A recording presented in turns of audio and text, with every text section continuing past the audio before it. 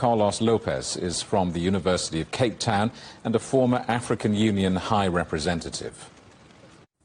Well, the fact that we are in a new world in terms of geopolitical landscaping, it's very clear to me that we have now a global south, if we can consider Russia as part of that, although it's not quite accurate. We have sort of a resistance for a Western-dominated world, and the BRICS represent that alternative voice, but obviously full of contradictions and paradoxes, because it's a group of countries that have some things in common, but a lot of differences that we have also to take into account.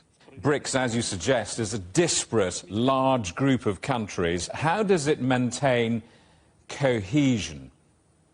Well, the more it enlarges, the more it will have a challenge of cohesion, because what we are talking here is basically a historical process that unifies this group of countries against a system and a regulatory way of doing things, both in economic terms and political terms, not to mention security and also other concerns that were escaping their sort of presence or their influence. And now they are united in that front. But at the same time, these countries not necessarily want to replace the existing world.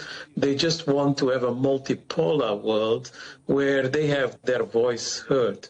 And I think this is quite different, for instance, from possible intentions of countries like China, that because of its very prominent economic growth can aspire to become a superpower with the same sort of influence as the Western countries. Now, you use the words BRICS against the system. What should the rest of the world outside BRICS make of this BRICS gathering? Well, they will realize that, in fact, if we count in terms of demography, in terms of size of the economies, if we count in terms of the capacity for these countries to control the energy markets, they cannot be ignored.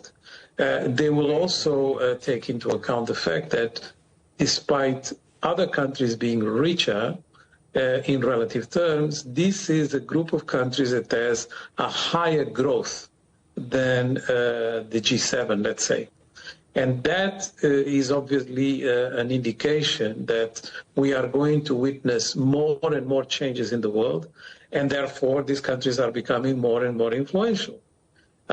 Take the example of the 3 countries in Africa that are now members of the BRICS, South Africa, that was in the original group, plus Egypt and Ethiopia. You may feel that these countries are quite disparate and not necessarily representing a big portion of the world economy. But if you look into the future, these countries are going to have a very large population in the case of Ethiopia and Egypt, and in the case of South Africa, with a huge presence of critical minerals essential for the energy transition.